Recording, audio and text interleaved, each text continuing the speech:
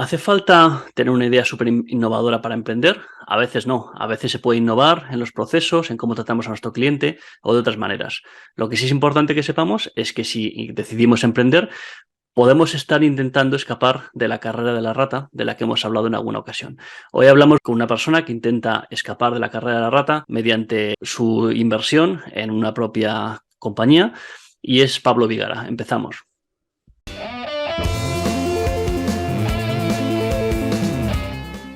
Hola a todos, bienvenidos de nuevo a este proyecto Value for All. Hoy estamos con la serie Cuarto Factor de Producción, el número 7. Estamos con Pablo Vigara. Bienvenido, Pablo. Hola, buenos días, bienvenido, gracias. Estoy muy contento de poder participar contigo y Gustavo. La verdad que me supone un honor poder participar en esta ronda con gente de muchísimo nivel que ha habido en entrevistas anteriores, Juancho, con Lino, compañeros de la universidad. Muy agradecido. Bueno, pues nada, por nuestra parte, encantados de tenerte para que nos hables de tu experiencia. Sé que has sido también antiguo alumno de la UPM, también has estado por acá los tercero y por el CEU, así que si te parece vamos a empezar hablando de tu trayectoria académica, cómo decidiste estudiar primero en la UPM y cómo has ido tomando los siguientes pasos. Pues la UPM es una cosa que siempre explico porque yo empecé estudiando ingeniería aeronáutica porque era mi sueño de pequeño, de lo que al final no tienes ni idea cuando entras a la universidad. Entonces hice primero, hice segundo y cuando estoy allí yo empecé justo a emprender a la vez que empecé a estudiar.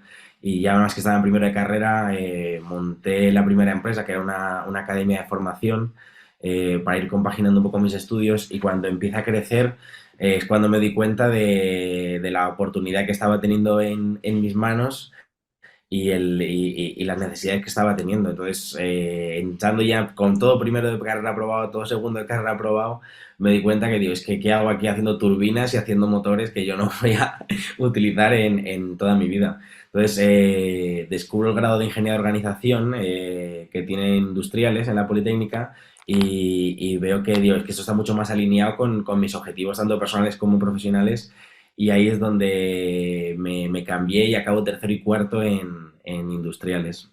Por suerte, al final, primero de cualquier ingeniería es igual y segundo, entonces me vino genial. Y gracias a tercero y cuarto en los estudios que tengo ahí en industriales, en organización industrial, soy capaz de poder pasar de ser un autónomo, como digo yo siempre, un un manufacturero casi, ¿no? Una persona que estás ahí tú con tu negocio, pasar a estar más cerca de lo que se puede llamar un empresario, una empresa o una organización. Entonces, para mí el paso a la Politécnica fue fundamental lo que es en el desarrollo de mi carrera profesional como empresario o como trabajador por cuenta propia, vamos. Porque fue un cambio de forma de mentalidad, de forma de trabajar, de entender cómo funcionaban los sistemas organizativos en una organización abismal. Y luego de ahí pasaste a hacer un máster en la Carlos III, si no me equivoco, ¿no? Sí, porque al final siempre he ido compatibilizando mi vida como emprendedor que empezó siendo de profesor, porque al final tengo muchísima pasión por la docencia, y con alguna colaboración con profesores allí en la escuela, como Raquel Martínez, como pues, monitor, como docente asociado, alguna cosa así. Y entonces, al final siempre tienes la cosa de tu familia, tu abuela, que te dice que tienes que tener un trabajo de verdad, ¿no? Que esto de emprender, tener una empresa, no, eso no es un trabajo, ¿no? Entonces, antes de hacer el máster, hice unas prácticas como todo el mundo hace en una gran empresa, trabajé en Bosch, en la fábrica que tiene aquí en Madrid, y toda la familia pues orgullosos de, oye, qué bien que estés por fin trabajando en un sitio de verdad. Y de ahí, pero yo vi que esto no tenía ningún sentido, el estar allí a las 8 de la mañana, a las 2 cumplir mis programaciones, es que esto no, necesitas una motivación, pues tu forma de entender la vida y la alegría de otra forma. Y entonces, para yo seguir manteniéndome mi idea y mi proyecto, pero a la vez contentar a todo el mundo, hice un máster en matemática computacional, pues para poder compaginar un poco con la vida académica, ¿no? Que era pues, la otra forma que yo entendía que sí que al final el profesor también es muy emprendedor, es una profesión muy libre en el momento de... Entonces fue un poco para poder seguir un poco en la vida académica, hice un máster de matemática computacional en la Carlos III pues para mantenerme en la vida académica, pero que por ahora, pues, no sé, siempre te da formación, ¿no? Pero era muy, muy académico y muy técnico que ahí se ha quedado. Tienes también formación en el CEU, ¿no? Si no me equivoco. Eso es. Y eso pues para seguir con la misma línea, porque al final, por desgracia, cuando trabajas para cuenta ajena o como un profesional, necesitas pues ciertas habilitaciones o ciertas acreditaciones y en el CEU lo que me facilitó fue la habilitación docente, ¿no? Que es el máster del profesorado, pues para poder seguir en ese y tener esta idea pues muchas veces absurda que te presiona la sociedad a tener pues un trabajo, una profesión que no sea posiblemente de qué eres emprendedor, ¿no? Que al final siempre cuando salgo pues estás de fiesta, estás en una discoteca o en un sitio así que no te vas a poner a enseñar tu LinkedIn y te preguntan, oye, ¿a qué te dedicas? Pues tienes que tener siempre un titulito, ¿no? Un subtítulo que no puedes decir soy empresario, soy emprendedor porque te van a mirar mal. Entonces, pues al final es lo que me ha servido pues para poder decir que eres profesor de matemáticas, aunque al final el profesor de matemáticas pues no esté como tal ejerciendo. Bueno, sí que ejerzo un poco en la universidad ahora, en el San Pablo CEU, por las mañanas, a tiempo parcial, pero al final es para poder simplificar la vida y poder encajar un poco en la sociedad que muchas veces no comprende esta imagen de emprendedor, de autónomo y sobre todo en edades tan cortas que creen que muchas veces no tienes ni la capacidad, ni la formación, ni la experiencia. Porque eso, háblanos un poco de tu edad. O sea, la academia la montaste cuando tenías poco menos de 19 años o así, ¿no? Si estabas en primero de la carrera. Sí, cumplí 18 y cuando tenía un mes me di de alta como autónomo. O sea, fue una cosa, siempre pues había ido haciendo proyectitos, porque al final creo que es una cosa que siempre le digo a la gente, que cuando tú quieras empezar a trabajar antes tienes que trabajar gratis, tienes que probar, tienes que regalar, porque no puedes empezar. Entonces siempre había desde que he tenido 15, 16 años, pues haber ayudado, colaborado con empresas, tal, y cuando ya nada más que tuve 18 años y un mes fui a Seguridad Social a estar sangrándome en el pago de la cuota y desde entonces llevo activo. Y este actualmente es el octavo curso ya de la academia, que fue la primera empresa como tal oficial que abrí, así que desde el primero que se me permitió. Cuéntanos, por tu paso por estas tres universidades, compáranos un poco qué impresión te ha causado, digamos, a nivel de calidad-precio, ¿no? Lo que has pagado y la calidad de la educación que has recibido, sin pensar que yo soy profesor de la UPM, que aquí de luego no estoy con ese gorro. Y yo era profesor del CEU de San Pablo, o sea que tenemos ahí los dos. Pues sí que es verdad que obviamente en precio la diferencia es abismal, porque al final en la universidad pública, en la Politécnica, sí que paga las matrículas todos los años, que siempre están en los 1.000 y algo euros. En la Carlos III estudié con un máster el máster con una beca, o sea que son también oportunidades que tiene la pública muy grandes y en las privadas no te toca nada más que soltar el dinero y obviamente, pues yo creo que te ofrece también unos recursos que no te ofrece la pública en el sentido sobre todo de apoyo, más allá de lo que es meramente lo académico, ¿no? En soporte de ayuda a buscar trabajo, prácticas, cosas de esas, pero bueno, si el que esté interesado en participar en esa carrera de la rata que decías, pues para eso la privada la verdad que te ayuda muchísimo más.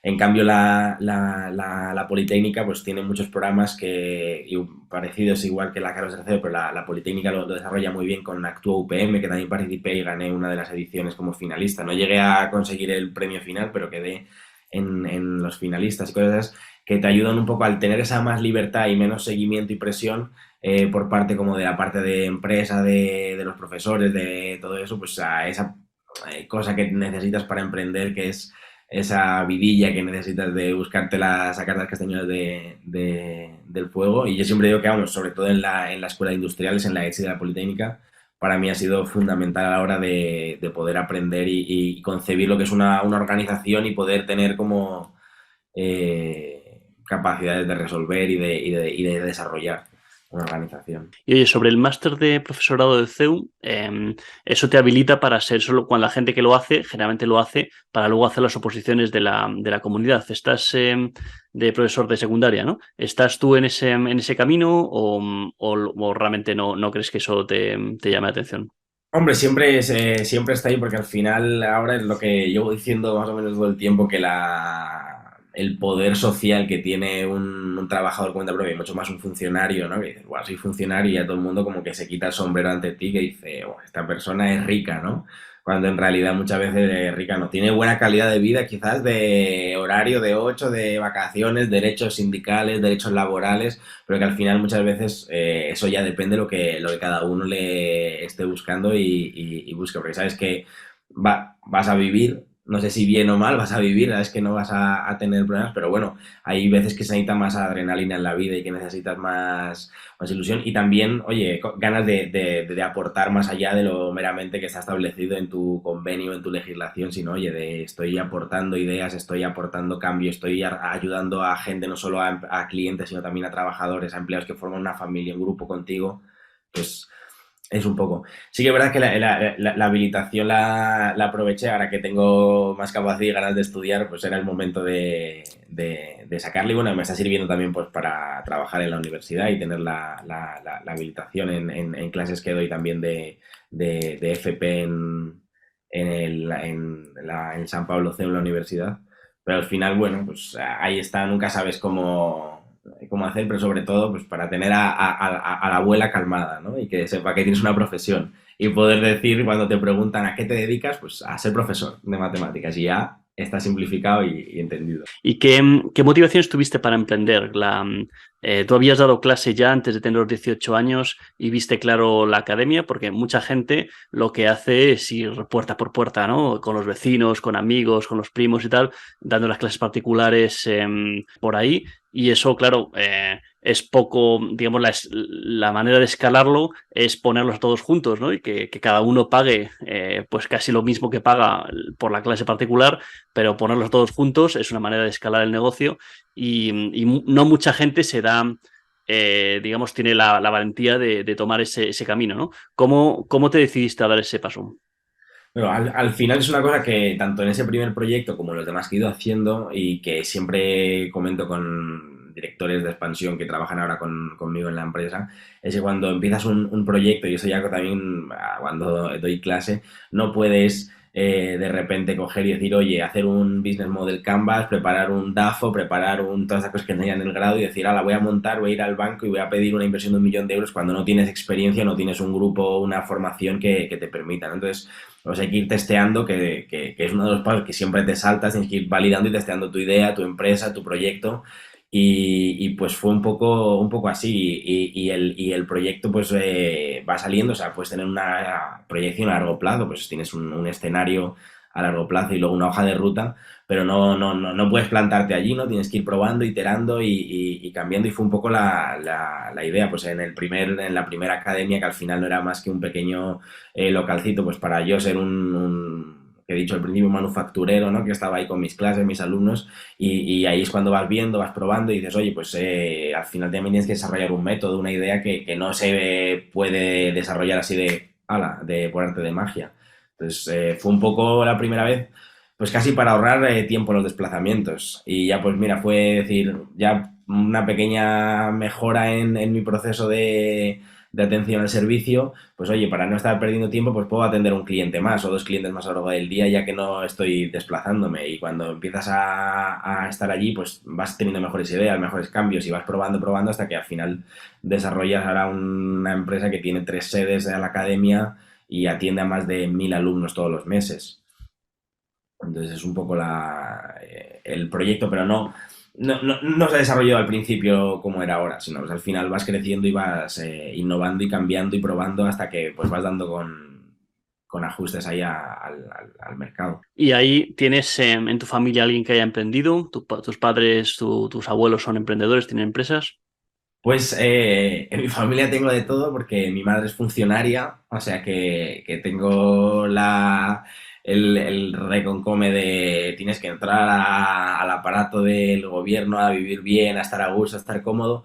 Y luego mi padre, que sí que fue empresario, ahora ya no, porque ya está retirado, ¿no? Pero sí que tuvo empresas y tuvo trabajadores y sufrió la vida del autónomo, ¿no? Entonces, pues ahí tengo las dos, el ángel bueno y el ángel malo, ¿no? Que me van, pues también un poco asentando de que no me vaya ni mucho por un lado ni por otro, al final, pues ahí van ahí. Pero sí, porque además yo creo que sí que es importante tener alguien, o ya sea pues en Actúa UPM que te lo facilita, pues mentores que han estado por delante de ti, que han hecho cosas, o un familiar o algo que un amigo o un grupo de Facebook, de WhatsApp que te den un poco soporte en ese tema, porque al final todos los días hay que tomar decisiones que muchas veces no son muy sencillas o que no estás acostumbrado al día a día y necesitas a alguien que te vaya apoyando y que te escuche aunque sea, porque si no la soledad del empresario es muy dura, ¿no? La soledad de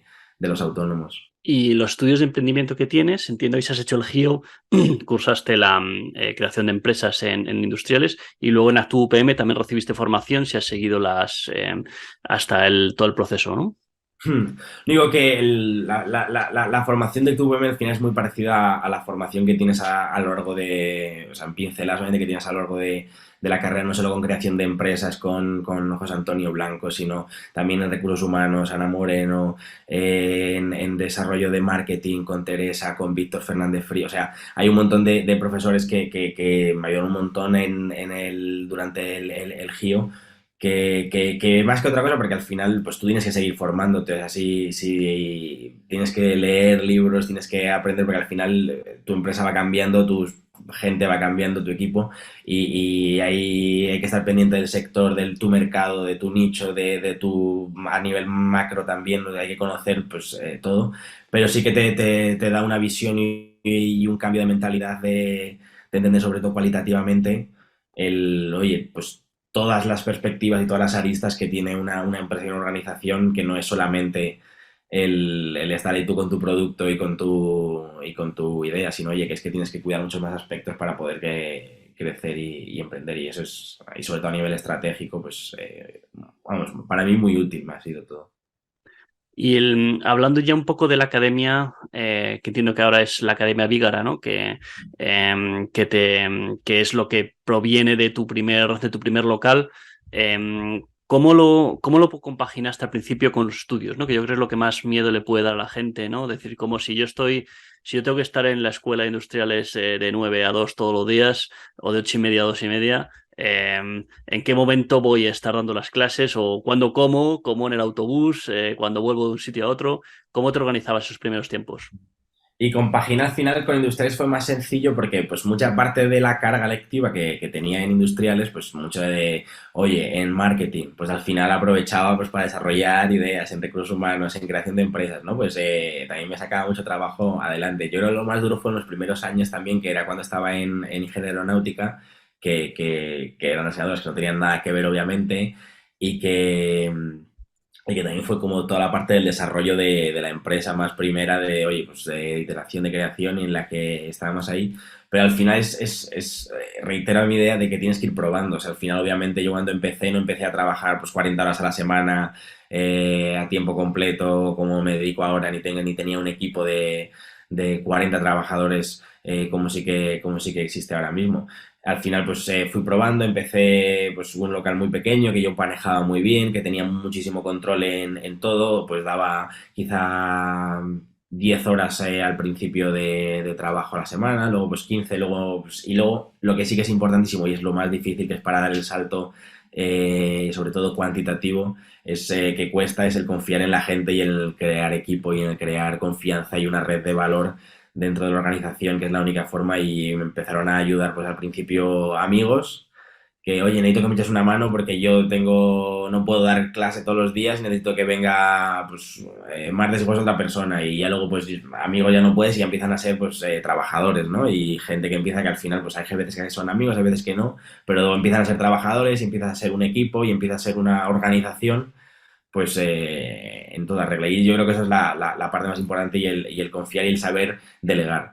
Porque si no, no se puede, que cuesta obviamente, porque siempre te crees que tú eres el que mejor lo hace, pero al final te das cuenta y tienes que mirar alrededor y dices, oye, que aunque la idea sea tuya y el valor estés aportando de otra forma, igual que en la escuela hay gente que saca mejores notas que tú en ciertas asignaturas, o hay gente que no por eso tú lo vas a hacer mejor que nadie. Hay que saber confiar y saber dar poder a la gente y empoderar a la gente para que pueda sacar trabajo adelante. Y eso es, yo creo, en mi experiencia, lo más difícil o lo que más me ha costado pues para dar ese salto de que yo siempre la diferencia entre un autónomo y un empresario, ¿no? Que es ¿Y ahí, con qué edad empezaste a pagar la primera nómina que no era tuya?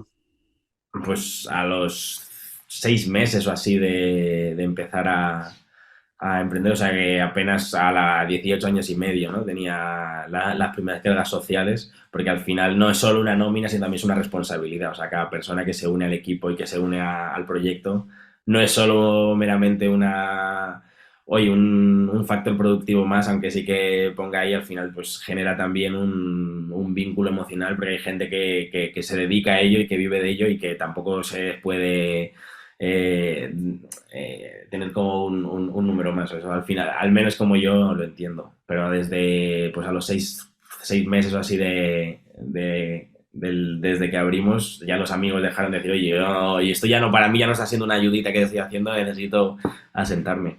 Y ahí está. Y no hay que tener miedo a eso, sino hay que dar la patada para adelante y, oye, y seguir. Y sobre todo cuando emprendes joven, que lo bueno que tienes, vas a tener, en caso de que salga mal, oye, que no, lo normal es que no, si apuestas por ello y estás formado y estás preparado y tienes energía. Pero si no, oye, tienes muchísimos años para recuperar el desastre y si vas haciéndolo poco a poco y ves iterando, no vas a tener problemas, vamos, entiendo yo, de ninguna forma. ¿Y tienes o has tenido mucha gente que es bastante más mayor que tú trabajando para ti? He tenido, cada vez ya menos, y eso me va dando ya, me va agobiando, porque sí que es verdad que en los primeros años era yo siempre el más joven del equipo, de los más jóvenes, y ya cada vez voy estando ya más igualado, ¿no? Pero sí, y eso sí que es verdad que es muy gracioso, porque sobre todo en las entrevistas de trabajo, cuando vienen, muchas veces ahora que tienen varias rondas en las entrevistas, y pasan la primera y ya tienen que hacer una entrevista final conmigo y entran, vienen y te dicen, había quedado con Pablo. Y digo, sí, espera un momentito que acabo una cosa y te atiendo. Y entro y me dicen, no, pero creo que no era contigo, había quedado con Pablo el director, había quedado con Pablo no sé qué. Y digo, sí, soy yo. Y me dicen, no, no, a ver, te lo voy a explicar que vengo a una entrevista de trabajo, cosas así, ¿no? También hace unos años gané un concurso público, la empresa, para llevar un centro de formación público con el Ayuntamiento de Alcorcón. Y la primera reunión que tuvo la empresa con la concejala de Educación, pues para tratar un poco el proyecto y alinear un poco los intereses de ambas organizaciones, nada más que llego, me presento y me dice, bueno, esperamos un poquito a que lleguen tus padres y ahora ya empezamos. Digo, no, no, no, no van a venir mis padres. Dice, pero, dice, ¿y qué te han mandado a ti? Digo, no, o sea, soy yo, soy Pablo, soy el director de la empresa y voy a ser el enlace que tenga la empresa con la administración pública. Y la concejala ahí desconcertada completamente, como diciendo, bueno, vamos a esperar de todas formas un poquito, no vaya a ser que venga alguien. Y hasta que entró en razón y eso, pues bueno, pues al final te lo tomas con risa, ¿no? Pero situaciones de esas he tenido y sigo teniendo todavía a día de hoy muchísimas, ¿no? Que al final la gente tiene la imagen esa de emprendedor, que luego muchas veces tampoco es así, pero no... siempre que ves películas y libros de emprendedores encuentras casi lo contrario, que dicen siempre la edad del emprendimiento y al final los pocos que han emprendido así de mayores o caso McDonald's o cosas así, ¿no? Pero si no, lo único que sí que estás acostumbrado a las grandes organizaciones que para poder tener responsabilidad necesitas haber pasado pues experiencia y muchos años y te esperas a gente de 50, 40 años en puestos de responsabilidad. Y es las cosas buenas que siempre yo creo que la gente que está en mi equipo y la gente que viene se le aporta mucho valor tanto en esta empresa, en esta organización, como en cualquier otra startup, que a mí no me gusta esa palabra, o empresas que crecen o que están creciendo.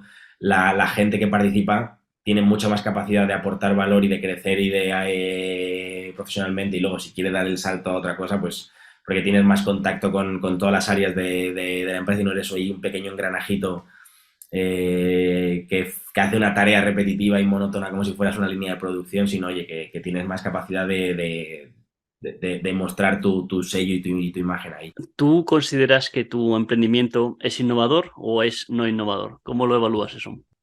Pues sí que es verdad que en los sectores en los que estoy son sectores como muy clásicos, ¿no? Que parecen que al final es el sector de la formación y de una forma así en formato de academia que parece como lo más tradicional ahora que están estas techs, startups y todas estas palabras que suenan así. Y igual la autoescuela, ¿no? Que parece que es como un sector como súper clásico, súper rudimentario, con muchísimas barreras de entrada y un sector muy, muy rancio, ¿no? Que así muy, que se ve como muy, muy eso. Pero es que al final innovar cuando se estudia en el grado o en cualquier clase de empresa, o de economía, o de innovación no solo es innovación en super ideas, en super cosas que nadie conoce, sino al final innovación tiene muchas, muchas formas, ¿no? Innovar en producto, innovar en marketing, innovar en forma de comunicarte con el cliente, innovar en los canales de venta, de producción. Y entonces yo sí que creo que todas las organizaciones, de una forma u otra, innovan y son innovadoras porque es la única forma al final de coger y posicionarte en el mercado. Nosotros, por ejemplo, la autoescuela, yo creo que sí que es súper innovadora porque, por ejemplo, es completamente la parte del teórico, es completamente online. El alumno entra, el teórico lo haces como un Candy Crush, tienes un camino que recorrer y vas haciendo mini niveles con un pequeño vídeo formativo de cada temita, luego tienes el test, o sea, pues la innovación quizás es más en producto, no tanto, porque la DGT no la puedes cambiar, ¿no? Las organizaciones públicas que siempre son las organizaciones más rojas, ¿no? Más arcaicas, que no tienen esa flexibilidad que podemos tener pues una organización más pequeña, más estilo, más así, pues eso no lo puedes cambiar, pero si tú desde tu forma de gestionar al cliente, tu forma de gestionar al equipo, al producto, pues claro que es innovadora. Y con la academia igual, aunque no me gusta decir esas palabras, pues hay mucho cambio metodológico en la forma de comunicarte con el cliente y de gestionar la formación con los alumnos de forma híbrida, presencial, online, que no aportan las academias tradicionales. Y por eso también el crecimiento que estamos teniendo y posicionamiento en el mercado. Bueno, aquí creo que tenemos que hacer una precisión, ¿no? Cuando has hablado de una organización roja, no estás hablando de una organización de rojo comunista, ¿no? Sino que Ah, según bueno, los no, no. códigos de colores de las organizaciones, ¿no? Cuéntanos un poco eso que también sé que Ana Moreno lo cuenta mucho y imagino que lo habrás oído de ella. Cuéntanos un poco de eso. Sí, o sea, bueno, yo soy, desde que lo conocí con Ana, efectivamente, que fue la que me introdujo en todo el tema de la gestión de las personas en las organizaciones. Nosotros estamos intentando pues, ser lo más TIL, que es en terminología de Frederic Laloux, una organización que sin estructuras cerradas ni fijas, como sí que son las rojas, en las que, o ámbar, que sería más la DGT, ¿no? Que es una organización pues, pública, gubernamental, en la que está muy jerarquizado todo, hay un director, hay vicepresidentes, presidentes, directivos, todo muy pautado, organizado, sino pues y está todo, o sea, muy, muy, muy, muy, muy cerrado. Y al final, para poder crecer y para poder innovar, pues al final ese tipo de organizaciones se quedan muy, muy estancadas, como pasa pues, con las administraciones públicas que van con tecnologías de hace 20 años y que no cambian. Entonces, eso es rojo, ámbar o lo que está diciendo, y nosotros donde estamos es la otra forma de gestionar las personas y los equipos, que es al final sin esa jerarquía, sino al final más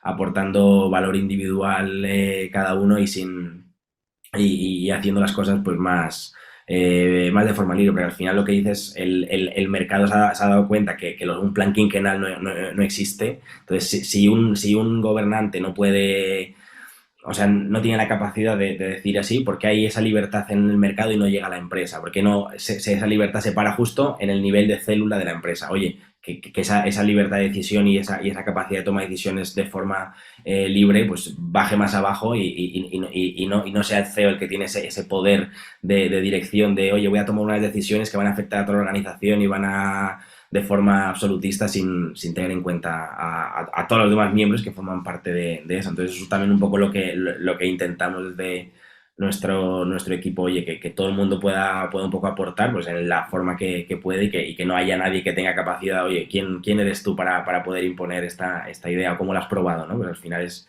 oye, ir probando, ir comprobando y ir ajustando un poco a lo que se va viendo que se necesita. Muy bien, muy bien. Bueno, muy bien contado. Creo que Ana estará contenta cuando vea el vídeo de que todavía te acuerdas y lo pones en práctica. Sobre la autoescuela, ¿cómo se te ocurre después de la academia montar una autoescuela? ¿Te parece, fue una cosa lógica?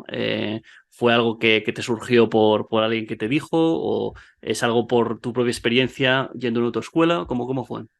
No, pues al final es una cosa lógica, ¿no? Y una continuación, pues más o menos directa de lo que te esperas, ¿no? Porque al final nosotros tenemos una vida de cliente que quizá empieza cuando está en tercero de la ESO, viene a clase de matemáticas y lo tienes es un cliente que te dura 5, 4, 6 años hasta que llega a segundo bachillerato y cuando llega a segundo bachillerato pues te desaparece, ¿no? Entonces, y te das cuenta que alrededor tuya al final acaban yendo pues a otros negocios, otros sectores que tienen, que todos se sacan con 18 años el carneo, la gran mayoría.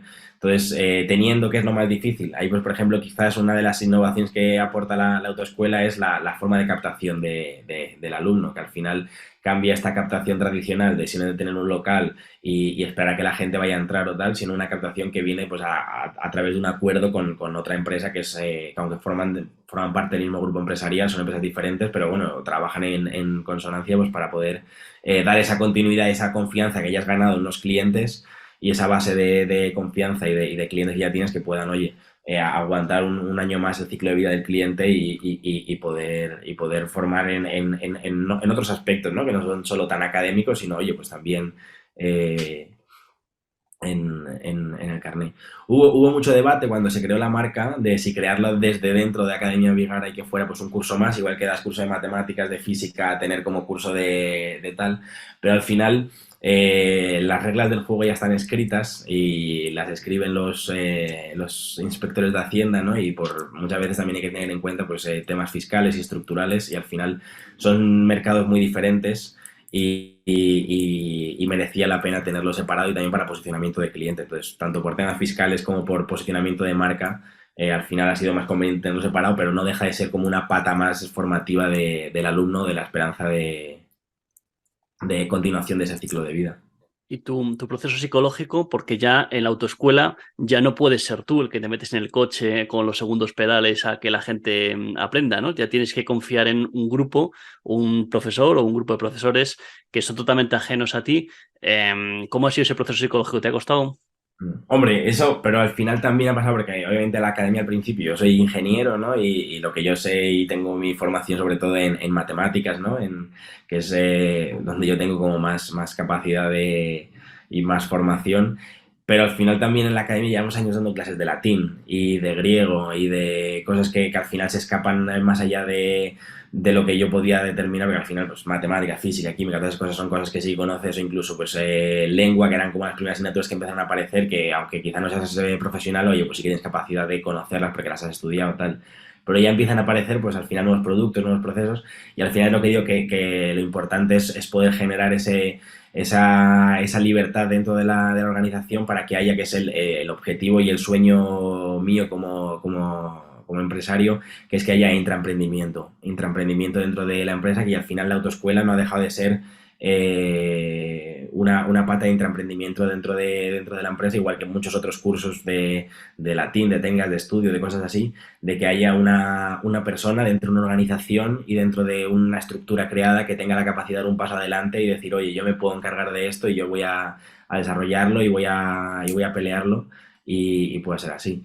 Obviamente muchas veces da vértigo, ¿no? Pero es la única forma al final de hacerlo y hay que confiar, obviamente, pues hay que generar estructuras que permitan de apoyo y de soporte para poder tener todo el proceso controlado y que en caso de que haya cambios en esas personas que muchas veces no son, porque esto no son funcionarios que vayan a vivir aquí, sino pues mucha gente, pues, y sobre todo cada día que es más difícil mantener el talento dentro de las organizaciones, pues poder luego hacer relevos y poder tener toda la información y todo el conocimiento dentro de la empresa, que al final es lo difícil, pero la gente tiene que mejorar y tiene que prosperar y tiene que poder crecer y la empresa también, entonces no queda otra que hacerlo así.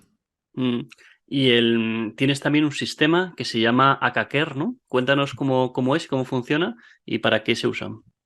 Pues Akaker es otra empresa diferente y también otra marca que también empieza desde dentro, es otro intraemprendimiento que al final pues otra forma de innovar dentro de las empresas, ¿no? que es ver problemas que estás teniendo tú en tu desarrollo como emprendedor y esos problemas que igual que tienes tú los va a tener otra gente. Entonces, en los primeros años de la academia, cuando empiezas ves que empieza a crecer y necesitas pues herramientas para poder gestionarlo y poder gestionar profesores, horarios, alumnos, padres, facturación y buscas en el mercado y te das cuenta que no hay softwares específicos para empresas de formación que no sean colegios o que no sean organizaciones. O sea, no necesitas un Moodle, no necesitas un programa de facturación, necesitas un programa de, pues, más de nicho para ti.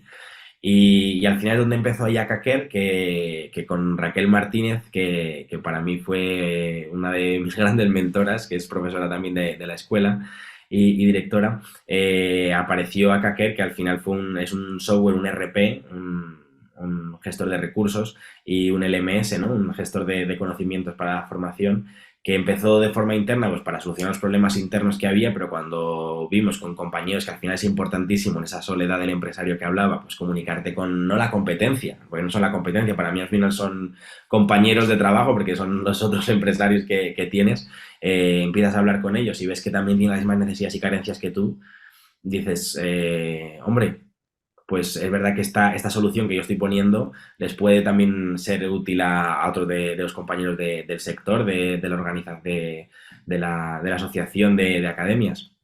Y entonces ahí es donde empezamos un poco a profesionalizar esa solución tecnológica que habíamos desarrollado nosotros y nació Akaker y actualmente es una consultora tecnológica que hacemos digitalización de empresas educativas que no sean colegios, o sea, sobre todo no regladas, ¿no? Empresas no formales de educación que por toda España tenemos empresas en Asturias, en Andalucía, en Valencia, en Madrid. O sea, hay empresas en toda España que están utilizando el software que al final es un RP que tiene una suscripción SaaS, Software as a Service, que al final no solo te aporta el software como una herramienta más, sino un proceso de cambio y digitalización y de innovación que puede la gente implementar utilizando las mejores prácticas del mercado, ¿no? Best practices, que al final lo utilizan muchas otras empresas y todo el mundo va aportando porque también está siendo como un sprint continuo, ¿no? Una actualización continua del software. Ahora en diciembre va a salir la versión 3 que va a ser un cambio también fuerte,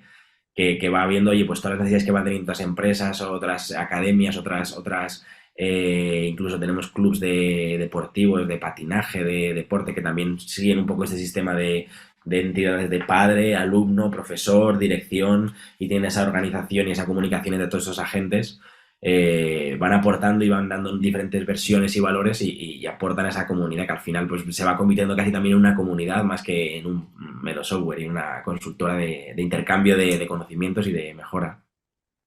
Muy bien. Bueno, pues ya para terminar la entrevista, Pablo, te quería preguntar sobre tu visión de, bueno, dos cosas, ¿no? Una, tu visión como empresario, ¿no? Hay unos empresarios que buscan en algún momento hacer un exit, ¿no? Como Andoni Goicoechea de Goico o como, bueno, los que fundaron Twenty, que al final, pues lo que se trata es de tú creas la empresa, la haces crecer y luego alguien te hace una oferta buena y te lo vendes y te retiras o te dedicas a montar otras empresas, etcétera. O luego tenemos el esquema tipo Amancio Ortega, ¿no? Que es acompañar toda tu vida el crecimiento de la empresa y jubilarte siendo, digamos, el empresario y que eso quede como una parte de tu familia, ¿no? ¿Tú cómo te ves? Eres todavía muy joven, por supuesto, como para saber lo que puede pasar en el futuro, pero a ti, digamos, el tener un exit de la empresa y dejarla y dedicarte a otras cosas, ¿es algo que te puede resultar atractivo o es algo que tú no crees que eso vaya contigo? Pues pueden pasar obviamente muchas cosas, ¿no? Pero al final sí que es verdad que es una de las decisiones que se tomaron al principio y sin tener en cuenta este tipo de cosas cuando simplemente estabas probando, pues es Academia Vigara, que al final no deja de llevar mi propio nombre y poder hacer un éxito de un producto como tan personal, pues quizá en un momento es difícil, ¿no? Pero bueno, la vida da muchas vueltas y sobre todo ahora que estamos en una fase de crecimiento y de expansión muy grande, creando nuevos productos como la autoescuela, el software, o sea que al final no dejan de ser, aunque sean empresas diferentes, ramas de esta misma, entonces ahora estamos pues creciendo y desarrollándolo, pero nunca se sabe qué puede pasar o qué tornas da la vida, pero bueno, ahí se está. Y sobre todo ahora con la creación de franquicias que estamos haciendo de Academia Vigara para poder crecer en este modelo, pues estamos en esa línea, pero bueno, nunca sabes. Nunca sabes, ¿no? Muy bien. Y has optado por emprender en España. Claro, eres español, es lo, digamos, el mercado que conoces, es lo más fácil. ¿Te preocupa la economía española? ¿Crees que hay digamos, deberías diversificar en otros países o no te lo planteas? ¿Cómo analizas digamos, la situación de España en general y en particular tus decisiones como empresario? Pues la situación de España está en un momento que hay mucho debate social, ¿no? El otro día decía la presidenta de la Comunidad de Madrid, Isabel Díaz Ayuso, voy a parafrasear una cosa que dijo ella, que me sentí muy señalado porque decía que actualmente en España hay como dos tipos de personas, ¿no? Unos que deciden como arriesgar, hipotecarse, emprender y poner en riesgo pues su propio patrimonio, sus propios futuros años y otros que no es que sean peores nada en ellos, pero que viven de los otros, ¿no? No que llevan de los otros como garrapatas, ¿no? Sino que viven de ese riesgo que están asumiendo otras personas. Y es donde decía ella que las administraciones públicas deberían posicionarse en ayudar a estos primeros y participar en ellos en este proceso de producción que tienen para poder facilitar y que haya más capacidad de eso. Entonces, hay apuesta por este emprendimiento y por esta ayuda que en España pues existe muy poco, pero bueno, aparecen ahí como pues pequeñas manchitas, ¿no?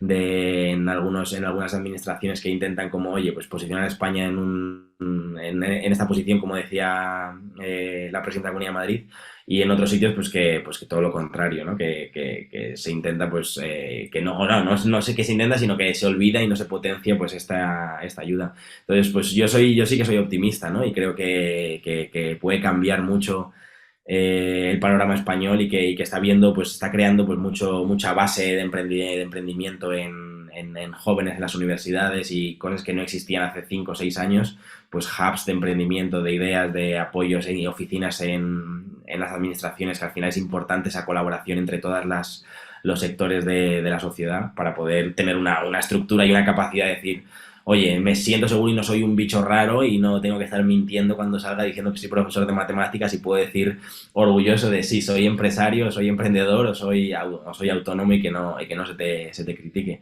Entonces, esa imagen está cambiando, así que sí que tengo esa esperanza de que con medidas y apoyos, pues poco a poco se pueda ir normalizando, ¿no? ¿Y llevar la empresa fuera de España? Pues ahora estamos en otra fase de desarrollo más local y sobre todo pues quizá por ejemplo, quizá la autoescuela sí que son como mercados muy, muy, muy locales, pero sí, ahí está en la hoja de ruta lo que te he dicho. Yo siempre tengo como un escenario, visión a largo plazo y tienes una hoja de ruta, pero al final tienes que ir paso a paso para no, o como entiendo yo el crecimiento de una empresa y poco a poco pues estamos asentándonos primero en estos mercados. Estamos pues en la Comunidad de Madrid, estamos creciendo las academias pues por varios municipios. Acá ya está por toda España y poco a poco pues irán saliendo nuevas oportunidades y nuevos mercados, obviamente, pero hay que ir asentando y creciendo para no se derrumbe, ¿no? La torre que se construye y que sea unos cimientos sólidos y sobre todo a nivel de gestión de personas, que sea sólida y estructurada. Muy bien, muy bien. Bueno, pues nada, Pablo, muchas gracias por este ratito. Te deseamos mucha suerte no el emprendimiento, sino los emprendimientos, ¿no? Al menos tres cosas y ahora también con las franquicias y nada, pues que podamos seguir viéndote que te va bien y quizás más adelante pues volver a traerte para hablar de algún otro tema, ¿vale? Yo encantado. Además, estas iniciativas y por parte de profesores de la Politécnica y de cosas así, creo que ayudan un montón a otros alumnos, a otras personas a ver que no hay que ser un Steve Jobs ni Amancio Ortega para emprender y que, oye, con las cosas que aprendes en la escuela y con formación propia y con ganas sobre todo y ganas de trabajar, que es lo más importante, puedes hacer tus proyectos y cambiar y proponer soluciones nuevas, ideas nuevas a la sociedad. Muy bien. Pues nada más, Pablo, nos vemos otro día, ¿vale? Muchas gracias. Nos vemos, un saludo, hasta luego.